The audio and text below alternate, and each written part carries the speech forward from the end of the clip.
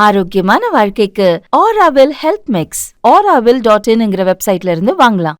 குப்பைகளை எல்லாம் வச்சு கடலுக்கு நடுவில் ஒரு தனி தீவையே உருவாக்க போகிறோம் அப்படின்னு சிங்கப்பூர் அறிவிச்சிருக்காங்க. அறிவிச்சது மட்டும் இல்லாமல் அதில் 50% அதிகமான வேலைகளை மொத்தமாக முடிச்சுட்டாங்க. இனிமேல் அந்த இடத்துல எப்படி தீவை உருவாக்க போகிறாங்க அப்படிங்கிற விஷயம் தான் இருக்குது. அதுவே தமிழ்நாட்டில் இந்த குப்பைகள்லாம் கொட்டுறதுக்கு 200க்கும் மேற்பட்ட குப்பை கிடங்குகள் இருக்குது.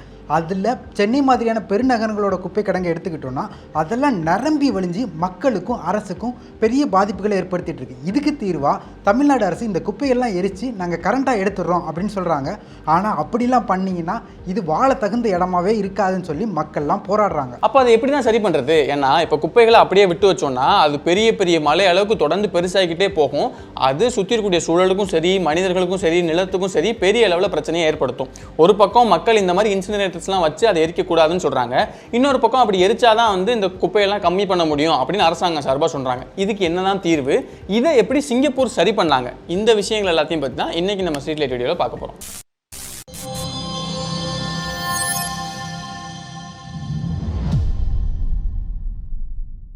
முதல்ல வேஸ்ட் டிஸ்போசல் தமிழ்நாட்டில் எப்படி நடக்குது? தமிழ்நாட்டில் எடுத்துக்கிட்டோம்னா குறிப்பாக நம்ம சென்னையில் இருக்கோம். சென்னையை எடுத்துக்கலாமே. இப்போ ஸ்டார்டிங்லாம் எப்படி இருந்துச்சு அப்படின்னா அந்த குப்பை இருந்துச்சுன்னா நம்ம வீட்டுக்கு பக்கத்தில் நம்ம கொட்டிடுவோம். அதுக்கப்புறம் அதை சரி பண்ணுற விதமாக தமிழ்நாடு அரசு என்ன பண்ணாங்க அப்படின்னா நாங்கள் குப்பையில் நாங்களே கலெக்ட் பண்ணிட்டு அதை டிஸ்போஸ் பண்ணிடுறோம் அப்படின்னு சொல்லி தமிழ்நாடு முழுக்கவே அதை பண்ண ஆரம்பிச்சாங்க. அப்படி பண்ணும்போது என்னன்னா அந்த பீப்புளெலாம் நம்மளுடைய குப்பைகள்லாம் தனித்தனியாக வாங்கிட்டு போவாங்க. அதுக்கப்புறம் என்ன ஆயிடுச்சு அப்படின்னா அதை பிரித்து கொடுத்துருங்க, பிரித்து கொடுத்தா ஈஸியாக இருக்கும்னு சொல்ல ஆரம்பிச்சாங்க. அப்போ மக்கும் குப்பை, மக்காத குப்பை, இந்த பாட்டெலாம் போட்டு அதை தனியாக பிரித்து கொடுக்குறது மோஸ்ட்லி எல்லாருமே பிரித்து கொடுத்துருவோம். கொடுத்தா நல்லது. அப்படி பிரித்து கொடுக்க ஆரம்பித்தோம். அப்போ பிரித்து கொடுத்ததுக்கப்புறம் அவங்க தனித்தனியாக அதை கலெக்ட் பண்ணி எடுத்துகிட்டு போய் அதில் குறிப்பாக மக்காத குப்பையை மட்டும் தனியாக எடுத்துகிட்டு போய் அந்த டம்ப் யார்டில் கொட்டிடுவாங்க. இதுதான் நடந்துகிட்டு இருக்கு. கரெக்டாக இதான் நடந்துட்டு இருக்கு. இப்படி ஒரு 20-30 வருஷமாக நடக்கிறனால அந்த டம்ப் யார்டில் கொட்டுற குப்பையெல்லாம் அப்படியே கொஞ்சம் கொஞ்சமாக சேர்ந்து இப்போ பெரிய பெரிய குவியெல்லாம் அங்கங்கே இருக்குது. ஸோ அந்த குவியலில் தண்ணி மழை பெய்யும் போதோ இல்லை மற்ற நேரங்களில் கொஞ்சம் கொஞ்சமாக லீச் ஆகி அங்கே இருக்கக்கூடிய நீர்நிலைகளை பாதிக்குது, காற்றுல கலந்து ஏர் பொல்யூஷன் பண்ணுது. இப்படி நிறைய விஷயங்கள் பண்ணிகிட்டு இருக்குது. உதாரணத்துக்கு இங்கே ஒரு குப்பை கிடங்கு இருக்குது. நம்ம பெருங்குடி பள்ளிக்கரணை கிட்ட ஒரு குப்பை கிடங்கு இருக்குது. ஸோ அந்த பெருங்குடி ஏரியாவோட ஏர் குவாலிட்டியை இப்போ நம்ம நார்மலாக ஆன்லைனில் செக் பண்ணி பார்த்தீங்கனாலே அது 30 நாளில் 15 நாள் கொஞ்சம் மோசமாக தான் இருக்குது. நீங்கள் N95 மாஸ்க் போட்டு போகணும், நீங்கள் ஏர் ஃபில்டர் இருந்துச்சுன்னா ஏர் ஃபில்டர் ஆன் பண்ணணும். இந்த மாதிரி சில விஷயங்களை தொடர்ந்து சொல்லிக்கிட்டே இருக்குது. ஸோ இதுதான் தமிழ்நாட்டில் இருக்கக்கூடிய இந்த குப்பை கிடங்கு இருக்குல்ல, அதை ஒட்டி இருக்கக்கூடிய பெரும்பாலான பகுதிகளோட நிலைமை. ஸோ இதை சரி பண்ண வேண்டிய முக்கியமான பொறுப்பு கவர்மெண்ட்டுக்கு வருது. கவர்மெண்ட்டும் பயோ மைனிங் அப்படின்னு ஒரு ப்ராஜெக்டை கையில் எடுத்துகிறாங்க. அந்த ப்ராஜெக்ட் என்னென்னா, இப்போ குப்பை கிடங்கெல்லாம் எடுத்துட்டிங்கன்னா அதில் பிளாஸ்டிக் வேஸ்ட் மட்டும் இருக்கிறதுல சில தரம் பிடிக்க முடியாதபடியான வேஸ்ட்டு சேர்ந்துருக்கும். ஸோ அதில் நம்ம போட்டுட்டு யூஸ் பண்ணுற dress, plastic bag, plastic can, இந்த மாதிரி நிறைய குப்பைகள் சேர்ந்து அந்த இடத்துல கடந்துச்சு.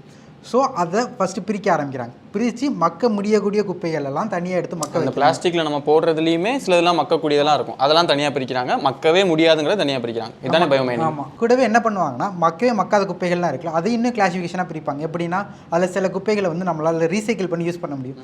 ஸோ அந்த மாதிரி குப்பைகளை தனியாக எடுத்து ரீசைக்கிள் பண்ணுறது. அதுக்கப்புறம் கடைசியாக இது எதுவுமே பண்ண முடியாது, போட்டு தான் ஆகணுங்கிறத மட்டும் தனியாக பிரித்து அதை யூஸ் பண்ணக்கூடிய சிமெண்ட் ஆலைகளுக்கோ இல்லை மற்ற ஃபேக்ட்ரிக்கோ கொடுப்பாங்க. அவங்க அந்த கோல் மாதிரியான விஷயங்களை போட்டு எரிக்கும் போது இதையும் சேர்த்து போட்டு எரிச்சிடுவாங்க. ஸோ பெருசாக பாதிப்பு அந்த குப்பை கிடங்குல ஏற்படாது. அது எப்படி பிளாஸ்டிக் எரிச்சா ஆபத்தாக தானே இருக்கும்? ஆபத்து இல்லைன்னு சொல்லவே முடியாது. சிமெண்ட் ஆலைகளில் போகக்கூடிய எல்லா பிளாஸ்டிக்கும் எரிக்க போகிறதில்ல. சிலது அவங்க ப்ராசஸ்க்கு தேவைப்பட்டால் ப்ராசஸில் யூஸ் பண்ண போகிறாங்க, மீதியை தான் எரிக்க போகிறாங்க. அப்படி எரிக்கும் போது நிறையா நச்சு வாய்ந்த கேஸஸ்லாம் வெளியே வரதான் செய்யும். ஆனால் அதை ப்ராசஸ் பண்ணுறதுக்கு அவங்க இதிலே ஃபில்ட்ரேஷன் பிளான்ட்ஸ் எல்லாமே இருக்கும். ஏன்னா பொல்யூஷன் கண்ட்ரோல் போர்டு கீழே தான் அந்த பிளான்ட் எல்லாமே இயங்கிட்டு இருக்குது.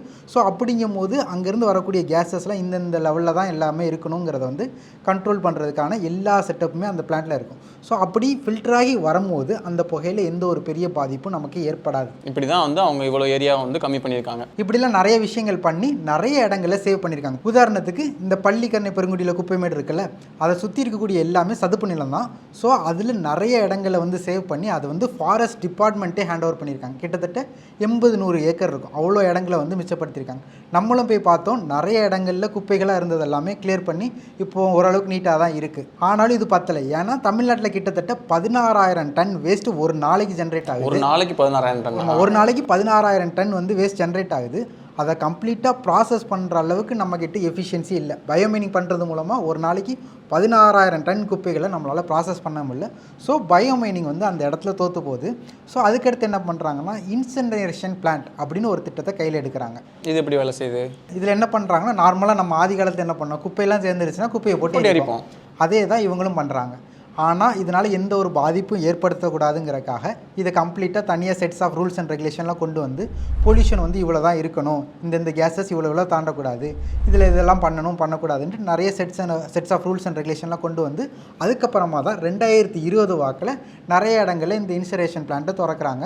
சென்னையில் பார்த்தீங்கன்னா 2 இடத்துல இருந்துச்சு, ஒன்று கொடுங்கையூர், இன்னொன்று சின்னமாத்தூர் பகுதியில். இந்த 2 இடத்துல 2 இன்சினரேஷன் பிளான்ட் ஆப்ரேட் ஆகிட்டு இருந்துச்சு. இதில் என்ன பண்ணுவாங்கன்னா மக்கவே மக்காது, இதனால் எதுவுமே யூஸ் இல்லை அப்படிங்கிற குப்பைகளை தான் இதில் போட்டு எரிப்பாங்க. அப்படி எரிக்கிறது மூலமாக மொத்தமாக 100 கிலோ குப்பைகளை எரிக்கிறோன்னா அது கடைசியாக நமக்கு சாம்பலாக 10 கிலோ தான் மிஞ்சும். ஸோ 100 கிலோ இருக்கக்கூடிய இடத்துல நம்ம இப்போ 10 கிலோ சாம்பலை கொட்ட போகிறோம். என்னதான் 90% இடத்த நம்ம மிச்சம் பண்ணியிருந்தாலும் இந்த ப்ராசஸ் மூலமாக அங்கே இருக்கக்கூடிய சாம்பல் 10 மடங்கு டேஞ்சராக மாறிடும். ஏன்னா 100 கிலோ குப்பையாக இருந்துச்சு, அது எல்லாமே மக்கவே மக்காத ரொம்ப ஆபத்தான குப்பைகள். அதெல்லாம் அப்படியே எரித்து அதில் இருக்கக்கூடிய சாலிடெலாம் சுருக்கி 10 கிலோ கொண்டு வந்துடுறீங்க. அப்போ அதில் இருக்கக்கூடிய டேஞ்சரெல்லாம் அப்படியே சுருங்கி 10 மடங்கு ஆபத்தாக மாறிடுது. ஸோ இவ்வளோ ஆபத்தாக இருக்கக்கூடிய சாம்பலை அப்படியே நீங்கள் விட்டு வச்சிங்கன்னா மழை பெய்யுமோ, தண்ணியில் கரையும், காற்றுல அடிச்சுட்டு போகும், இப்படி எல்லா இடங்கள்லையும் பரவ ஆரம்பிக்கும். ஸோ அதை அப்படியே விட்டுறக்கூடாதுன்னு என்ன பண்ணுறாங்கன்னா பேமெண்ட் பிளாக்காக மாற்றுறாங்க. அதாவது நம்ம ரோட்டில் பக்கத்தில் சைடில் ஒரு நடந்து போகிறக்கு ஒரு பாதை போடுவாங்க, டிசைனாக போடுவாங்களா, அந்த பிளாக்ஸாக மாற்றி அது அந்த இடத்துல போடுறது மூலமாக அது தண்ணிக்குள்ளேயோ இல்லை காற்றுலையோ கலந்து போகாது. ஸோ இது மூலமாக நாங்கள் அந்த சேஃபாக அந்த ஆஷெல்லாம் டிஸ்போஸ் பண்ணிடுறோம்னு சொல்லி தான் அந்த பிளான்ட் எல்லாம் கொண்டு வந்தாங்க. ஆனால் கிரவுண்ட் ரியாலிட்டி அவ்வளோ சேஃபாக இருக்கா அப்படின்னு பார்த்தீங்கன்னா அந்த இடத்துல தான் பெரிய சிக்கலே வருது.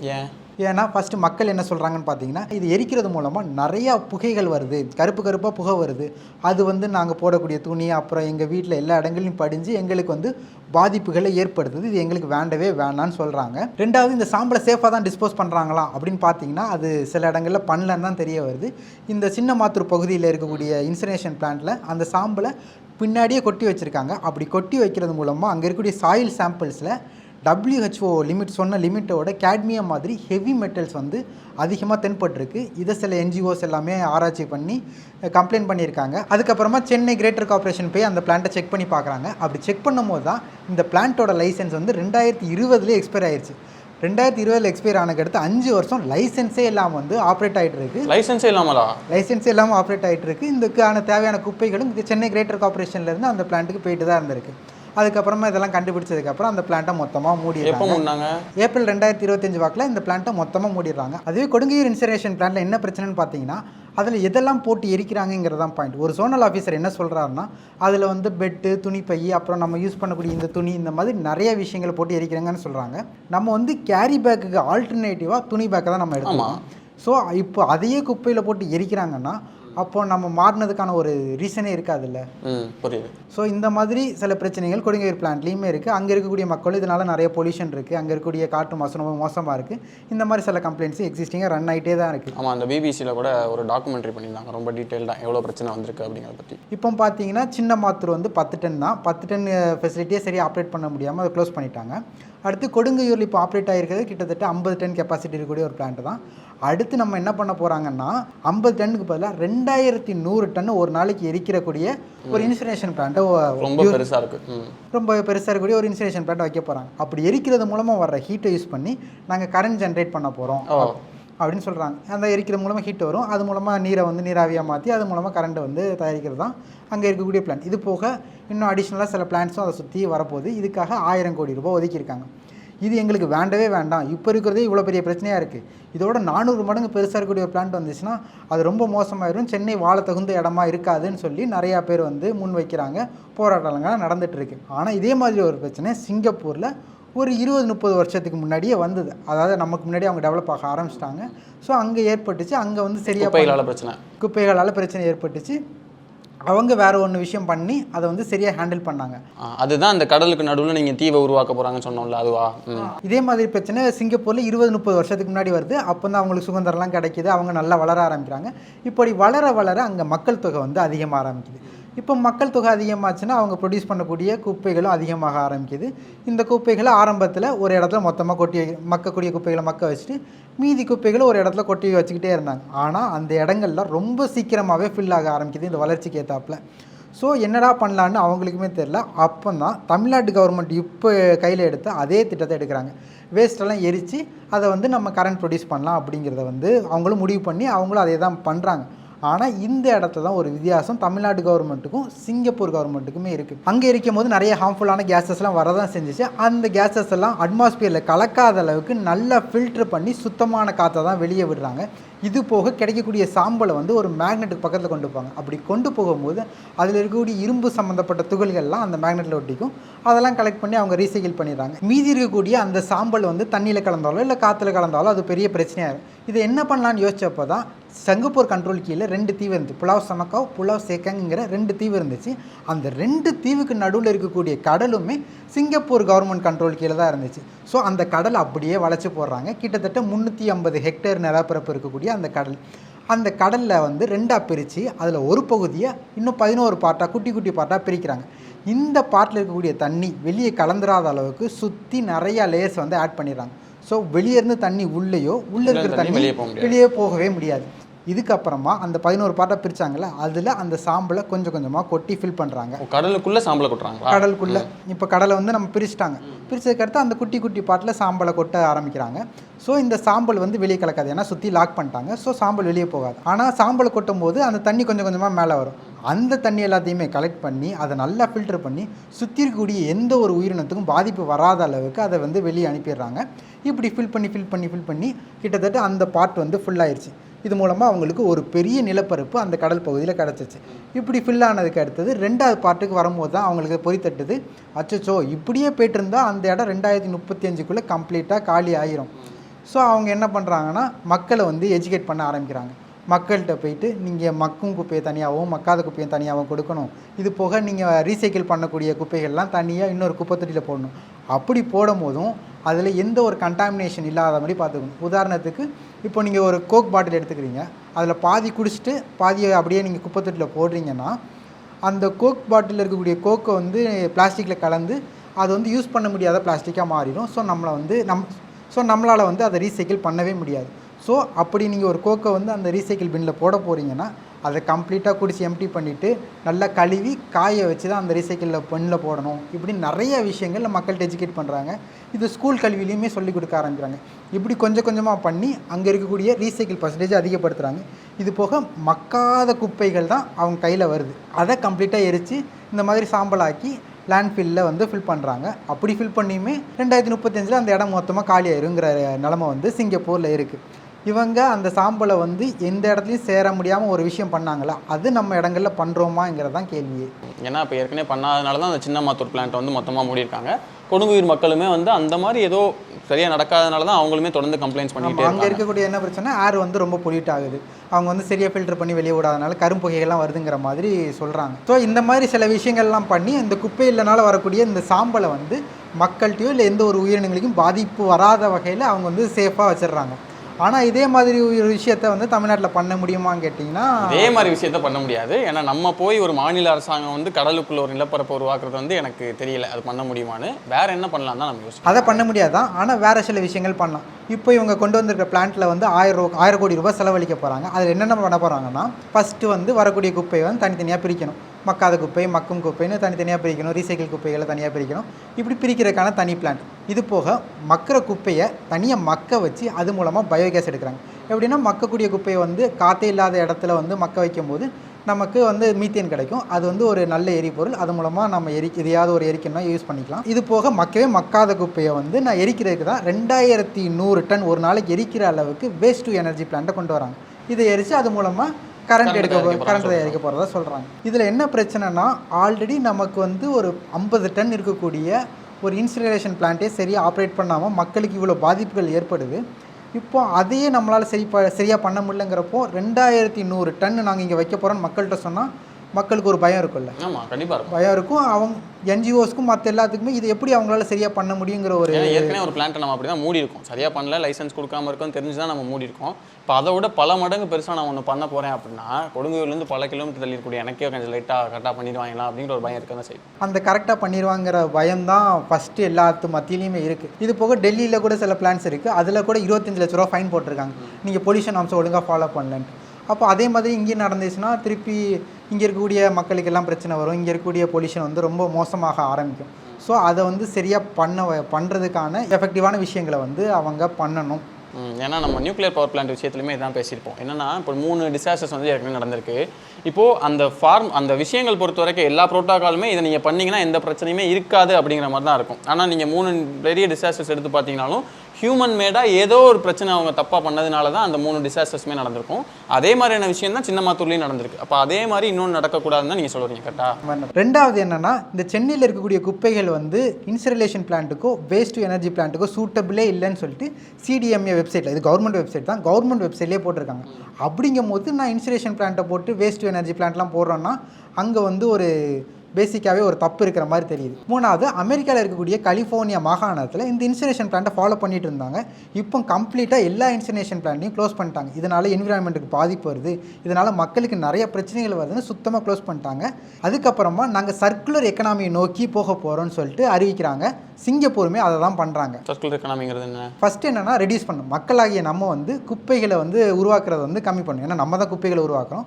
ஸோ அதை எந்த அளவுக்கு கம்மி பண்ண முடியுமோ அந்த அளவுக்கு கம்மி பண்ண வேண்டிய நம்ம பொறுப்பு. உதாரணத்துக்கு இதை ஒரு கடைக்கு போகும்போது பை எடுத்துகிட்டு போகிறது வந்து ஒரு நல்ல விஷயமா இருக்கும். இந்த மாதிரி நிறைய விஷயங்களை கவர்மெண்ட் எஜுகேட் பண்ணுறாங்க. நம்ம அதை கொஞ்சம் ஃபாலோ பண்ண ஆரம்பிக்க ட்ரை பண்ணணும். அப்படி கொஞ்சம் அதிகமாக பண்ண ஆரம்பிக்கணும். அதுக்கப்புறமா ரீசைக்கிள். இந்த ரீசைக்கிள் தான் ஒரு பெரிய பிரச்சனையே. இப்போ உதாரணத்துக்கு நம்ம பிளாஸ்டிக் பேக்கெலாம் ரீசைக்கிள் பண்ண முடியாதுன்னு சொல்லிட்டு அதை பேன் பண்ணோம். ஆனால் இப்போவும் எந்த குப்பை தொட்டியும் நீங்கள் போய் எட்டி பார்த்தாலுமே அதில் பிளாஸ்டிக் பேக்ஸ் தான் அதிகமாக இருக்கும். இப்போ நம்ம சில கடைகளில் வந்து நம்ம ஒன்ஸ் யூஸ் கப்பில் வந்து நம்ம டீ குடிப்போம். அந்த டீயை பார்த்தீங்கன்னா வெளியே வந்து பேப்பரில் தான் இருக்கும், உள்ளே வந்து பிளாஸ்டிக் கோட்டிங் தான் இருக்கும். இந்த மாதிரி ப்ராடக்ட்லாம் வரும்போது என்ன ஆகுதுன்னா அந்த பேப்பர் கப்பை வந்து ரீயூஸ் பண்ணவே குப்பையா மக்காத குப்பையாங்கிறது வந்து கன்ஃபியூஷன். அதில் பேப்பர் வந்து மக்குற குப்பை, அதுக்கு பின்னாடி இருக்கக்கூடிய கேரி பேக்குக்கு வந்து மக்காத குப்பை. அப்போ நம்ம வந்து இதை ரீசைக்கிள் பண்ணணும்னா ஃபஸ்ட்டு பேப்பரை தனியாக பிரித்து அதை மக்கும் குப்பையில் போடணும். அதுக்கப்புறம் கேரி பேக் வந்து மக்காத குப்பையில் போடணும். இது வந்து நார்மலாக ஒரு சாமானிய மனுஷனால இதை கண்டிப்பாக கவர்மெண்ட்டாலே இது பண்ணுறது வந்து ஒரு கஷ்டமான விஷயம். அப்போ ப்ராடக்டாகவே அந்த இடத்துல சேஞ்ச் ஒரு தேவைப்படுது. ஒன்று கம்ப்ளீட்டாக இருக்கக்கூடிய ஒரு கம்ப்ளீட்டாக நல்ல எஃபெக்டிவான ஒரு பிளாஸ்டிக் கப்பையோ இல்லை ஒரு கிளாஸையும் யூஸ் பண்ணுவோம். ஒரு டம்ளர் கிளாஸ், நம்ம ஆதி காலத்தில் டீ கிளாஸ்லாம் கண்ணாடியில் இருக்கும், அந்த மாதிரி கிளாஸ் யூஸ் பண்ணிட்டு போகலாம். அதை விட்டுட்டு இந்த மாதிரி ராங்கான ப்ராடக்ட் மேனுஃபேக்சர் ஆகுதுல்ல, அங்கே வந்து கவர்மெண்ட் வந்து ஸ்ட்ரிக்டாக உள்ளே இறங்கி இப்படிலாம் பண்ணக்கூடாது, நீங்கள் இப்படி தான் பண்ணணும். நீங்கள் கேரி பேக் ப்ரொடியூஸ் பண்ணுறீங்கன்னா அது ரீசைக்கிள் பண்ணுற மாதிரியான கேரி பேக்ஸ் தான் ப்ரொடியூஸ் பண்ணணும். பேப்பர் பேக்ஸ்லாம் ப்ரொடியூஸ் பண்ணுறீங்கன்னா கண்டிப்பாக ரீசைக்கிள் வந்து கவர்மெண்ட் இன்னும் அதிகமான ஆக்ஷன் கவர்மெண்ட் வந்து இன்னும் ஆக்ஷன் எடுத்து நமக்கு வரக்கூடிய மக்கள்கிட்ட வரக்கூடிய ப்ராடக்ட்டே ரீசைக்கிளபிளாக மாற்றணும். அதுதான் ரெண்டாவது பாயிண்ட். அதுக்கு மூணாவது வந்து இந்த ரீசைக்கிள் பண்ணப்பட்ட பொருட்களை நம்ம யூஸ் பண்ண ஆரம்பிக்கணும். ரீயூஸ் பண்ணுறது. ஸோ இப்படி பண்ணுறது மூலமாக குப்பைகள் வந்து வெளியே போகாமல் குப்பைகள் கரெக்டாக ரீயூஸ் ஆகி திரும்ப உள்ளுக்குள்ளேயே சுற்ற ஆரம்பிக்கும். இதை வந்து சர்க்குலர் எக்கனாமி சொல்கிறாங்க. இந்த சர்க்குலர் எக்கனாமி தான் ஒரு எஃபெக்டிவான solution for solid waste management. So விஷயம் என்னென்னா, இப்போ ஒரு குப்பையை வந்து எதுவுமே பண்ண முடியாது அப்படிங்கிற நிலைமைக்கு வருதுன்னா அது எரிக்கிறது மட்டுமே விஷயம் இல்லை. அதை தாண்டி மக்கள் எஜுகேட் பண்ணி ஒரு சர்க்குலர் எக்கனாமியை பில்ட் பண்ண வைக்கணும். இதுதான் சிறந்த சொல்யூஷனாகவே இருக்கும். இதுதான் இந்த வீடியோ மூலமாக அவர் சொல்ல இருக்காரு. ஆனால் எனக்கு இந்த வீடியோ மூலமாக சொல்ல வரதுக்கு ஒரு முக்கியமான விஷயம் இருக்குது. என்னென்னா, முதல்ல நீங்கள் வந்து ரெடியூஸு ரீயூஸு ரீசைக்கிள் அதெல்லாம் ஓகே தான். முதல்ல குப்பையை கீழே போகிறத நிறுத்துங்கயா. காலைல வந்து பீச் பக்கம் போனோம், பெசன்ட் நகர் போனோம்னாலோ இல்லைனா மெரினா பீச் பக்கம் போனோம்னாலும் அவ்வளோ குப்பை வந்து கீழே கிடக்கும். அதில் நீங்கள் சொன்ன ஒரு பாயிண்ட் இருக்குல்ல, அந்த குப்பையோட சேர்த்து வந்து ஃபுட்டு ஐட்டம்ஸும் இருக்குன்னு, அந்த மாதிரியான விஷயங்களும் அதில் இருக்கும். அங்கே நீங்கள் பீச்சுக்கு போனீங்கன்னா நிறைய குப்பை தொட்டி உங்களுக்கு வந்து வரிசையாக இருக்கும். இந்த சுற்றிட்டு இருக்கக்கூடிய குப்பை தொட்டி இருக்கும், இந்த ஒரு பொம்மை குப்பை தொட்டி இருக்கும், அதெல்லாம் பார்க்குறதுக்கே நல்லாயிருக்கும். அதில் கொண்டு போய் குப்பையை போட்டால் என்ன வலிக்குது அப்படின்னு கேட்டால் தப்பாக இருக்காதுன்னா பரவாயில்ல, தப்பாக இருந்தாலும் பரவாயில்ல, நான் அப்படி தான் கேட்பேன். குப்பையை ஏன் கீழே போடுறீங்க, அதை குப்பை தொட்டியில் போட ஏன் வலிக்குதுன்னு எனக்கு புரியல. அதனால் தயவு செஞ்சு வந்து குப்பைகளை வந்து குப்பை தொட்டியில் போட்டு பழகுங்க. அந்த பழக்கம் வந்துச்சுனாலே அதுக்கப்புறம் ஆட்டோமேட்டிக்காக அதை வந்து பிரித்து போடுறது, அதுக்கப்புறம் இதை பண்ணுறது, இந்த மாதிரியான விஷயங்கள் வந்துடும். பேசிக்காகவே இங்கே குப்பையை வந்து குப்பை தொட்டியில் போடுறதுக்கான அந்த அந்த அந்த விஷயமே நமக்குள்ளே வரமாட்டேங்குதுன்னு நினைக்கிறேன். அது நமக்கு வந்துச்சுனாலே கொஞ்சம் கொஞ்சமாக நீங்கள் சொல்கிற அந்த விஷயங்கள்லாம் நம்ம பில்ட் பண்ணி கொண்டு வந்துட முடியும்னு நினைக்கிறேன். சாரி, கொஞ்சம் எமோஷனல் ஆகிட்டேன். ஏன்னா ஷூட்டுக்காக நாங்கள் பெசன்ட் நகர்லாம் போனோன்னா அது ஒரு இடத்துல ஃப்ரேம் வச்சோம்னா பின்னாடி ஃபுல்லாக குப்பையாக இருக்குது. அதனால தான் கொஞ்சம் எமோஷனல் ஆகிட்டேன், சாரி. இப்போ என்னென்னா, இதே மாதிரி நம்ம நிறைய வீடியோஸ் வந்து தொடர்ந்து பேசி பண்ணிகிட்டே இருக்கோம். அதில் நம்ம கடைசியாக ஒரு வீடியோ பண்ணியிருப்போம். என்னென்னா, நியூக்ளியர் பவர் பிளான்ஸ் பற்றி. நியூக்ளியர் பவர் பிளான்ஸ் பொறுத்த வரைக்கும் என்ன விஷயம் அப்படின்னா, இப்போ நமக்கே நல்லா தெரியும், ஜெர்மனி நம்மளை விட நல்லாவே முன்னேறிய ஒரு நாடு. அவ்வளோ தொழில்நுட்பத்தில் முன்னேறிய ஒரு நாடு வந்து எங்கள் நாட்டுக்கு நியூக்ளியர் பவர் பிளான்ஸ் ஒன்று கூட வேணாம் அப்படின்னு சொல்லி 20க்கும் அதிகமான நியூக்ளியர் பவர் பிளான்ஸ் அங்கே இருந்திருக்கு. எல்லாத்தையுமே இழுத்து மூடிட்டாங்க. ஆனால் அப்படியே நம்ம இந்தியாவுக்கு வந்தோம் அப்படின்னா நியூக்ளியர் பவர் பிளான்ஸ் இன்னுமே நிறைய ரன் ஆகிட்டே இருக்குது. நம்ம தமிழ்நாட்டில் கூட நியூக்ளியர் பவர் பிளான்ஸ் இருக்குது. இப்போ ஒரு முன்னேறிய நாடு நியூக்ளியர் பவர் பிளான்ட்டே வேணான்னு சொல்கிறாங்க. நாம வந்து தொடர்ந்து நியூக்ளியர் பவர் பிளான்ஸ் வச்சு ரன் பண்ணிகிட்டே இருக்கோம். இது ஏன் அவங்க ஏன் வேணான்னு சொல்கிறாங்க, நாம ஏன் தொடர்ந்து ரன் பண்ணிகிட்டே இருக்கோம், இதில் ஏதாவது நிஜமாலே ஆபத்து இருக்கா இல்லையா? இப்போ அதே மாதிரி வீடியோக்கு நடுவில் பேசும்போதுமே இந்த நியூக்ளியர் பவர் பிளான் டிசாஸ்டர்ஸ் பற்றிலாம் சொல்லியிருப்போம் இல்லையா? இந்த டிசாஸ்டர்ஸ்லாம் எதனால் நடந்துச்சு, இப்படி நியூக்ளியர் பவர் பிளான்ஸை பற்றி ரொம்ப டீட்டெயில்டான ஒரு டிஸ்கஷன் வந்து பண்ணியிருப்போம். அதை பற்றி நீங்கள் பார்க்கணும், அதை பற்றி நீங்கள் தெரிஞ்சுக்கணும் அப்படின்னு நினச்சிங்கன்னா அதுக்கான கார்டு வந்து நான் சைடில் கொடுக்குறேன். அதை கிளிக் பண்ணிங்கன்னா நீங்கள் அந்த வீடியோ பார்க்கலாம். இன்னொரு நாள் இன்னொரு வீடியோ சந்திக்கலாம்.